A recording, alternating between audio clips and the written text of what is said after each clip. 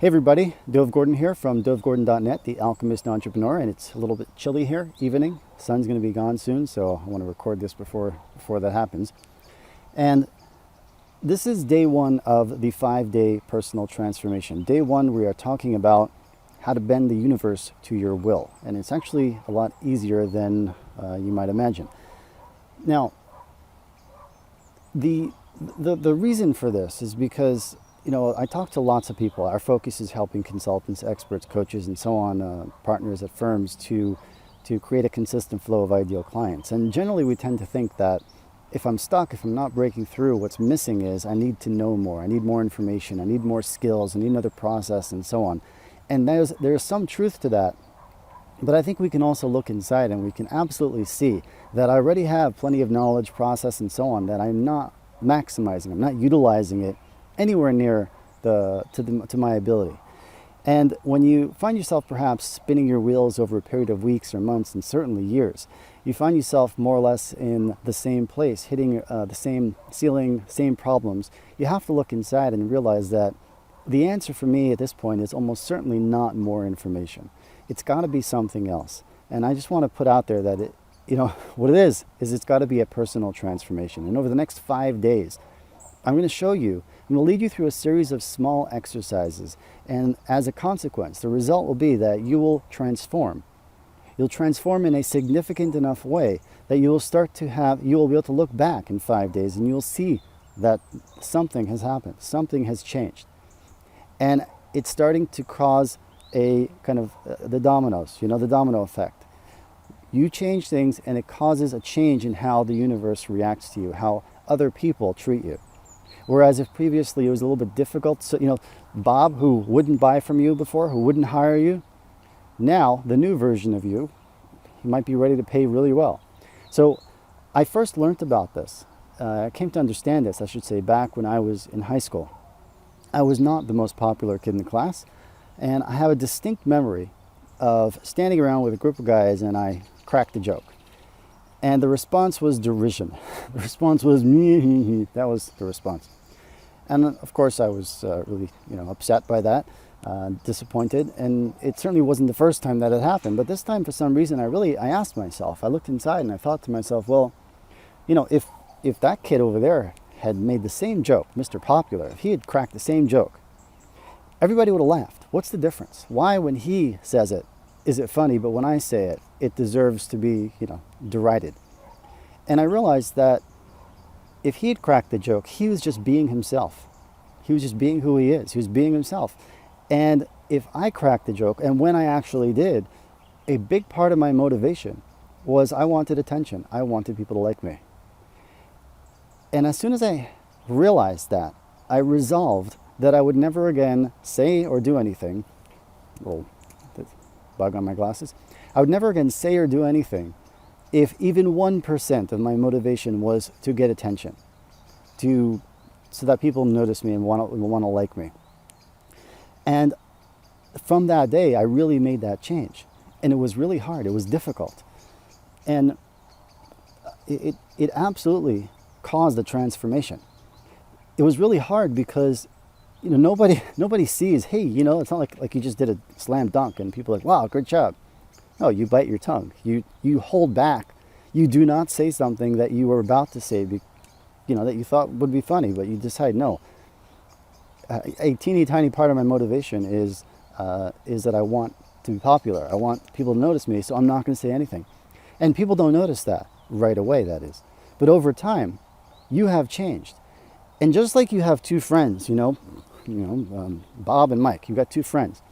You cannot possibly treat Bob the same way that you treat Mike. And you cannot possibly relate to Mike the way you would treat Bob. You have two kids, right? You cannot possibly relate to the two of them exactly the same way because they're different people. It is exactly the same with you, before and after. The person that you have been so far has been getting you the results that you've been getting, gotten you this far. If you change, you transform even a little bit, you are forcing the universe to bend to your will. You are forcing people and circumstances around you to change how they relate to you. They will not be able to continue to treat you the way they used to. They won't be able to. So this is really important because we do tend to think that if I'm stuck, like I said at the beginning, I must not know enough. I must need more information. I need another skill, another funnel, right? And again, there's a place for that, and it's really important, and we help with a lot of that. But for today and this week, these 5 days, I really want to focus on something that enables all that. And that is who you are being as a person, who you are. And I think that we need to zero in on 3 aspects of who you are as a person, and that is how you think, how you feel, the energy that you bring to what you do, and how you work, what you do. So how you think, how you feel, the emotion, the energy that you bring, and what you do, how you work. Think, feel, do. If you can make small tweaks to how you think, how you feel, and how you work, what you do, you're going to have a massive change in the results that you get. I've seen it. I've seen it myself many times, and we're never finished. So I'm going through these 5 days with you. I'm leading you through it, but I'm also doing the work because I need to, just like you do. So how you think, how you feel, what you do. Let's look at how you think for today. And we're going to wrap this up shortly. Most of what's going through your mind throughout the day, I would bet, is you are thinking about what you don't want. You are thinking about what you're afraid of. You're thinking about what you're worried about. You are not thinking about what you actually want. And for most of us, it has gotten so bad that if I ask you, what do you want? You have trouble telling me. I talk to people all the time. And we're talking to see if I can help them in this way or that way. And I say, well, tell me what you want. Like, what are you trying to accomplish? And they tell me something. And I'm listening, and I realize I don't think that's what they want. I think they're telling me what they think they can have. And I'll say often, I'm like, look, are you telling me what you want, or are you telling me what you think you can have? The difference is that, a lot of times we want this, but we don't know how to get there. So we do know how to get here, so I want to get here. That's what I want. No, but what you really want is there. And almost always it's like, yeah, you're right. And again, okay, tell me what you want. And most of them fall back into the same trap of telling me what they think they could have, not what they really want.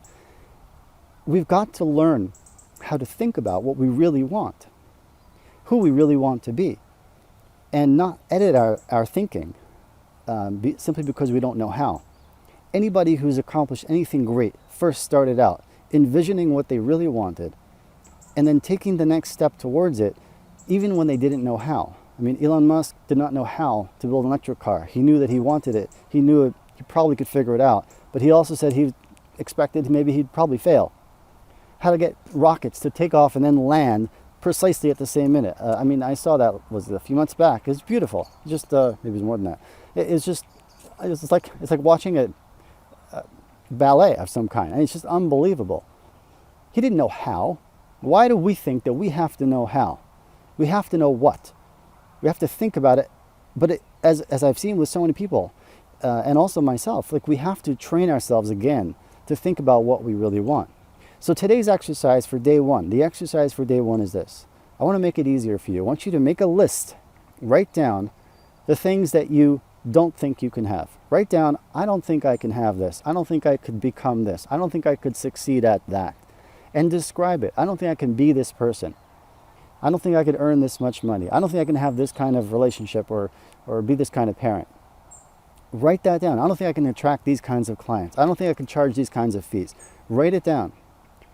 And ironically, you'll be looking at a list of all the things that you really do want, right? And step number 2 is plant seeds of doubt. Look at that list and plant some seeds of doubt and ask yourself, well, maybe I could have some of this. Maybe I could figure out how to make some of this true. And as soon as you have this, you have now made a shift. And the world around you is going to be forced to deal with you differently. Because now you're starting to think throughout the day, the first of the 3 areas that you must shift, you're starting to spend time thinking about what you actually want rather than limiting your thinking to what you think you can have, and for the most part, thinking about what you don't want. I'm going to challenge you to do that. So make 5 minutes right now and just sit down and write a list of the things that you don't think you can have, like I said before, and then leave some kind of reaction either here on the page or maybe we'll send you to a Facebook group. Let us know how it goes. I really want to hear from you. And if you're finding this series to be helpful, please share it with other people. Have a great day.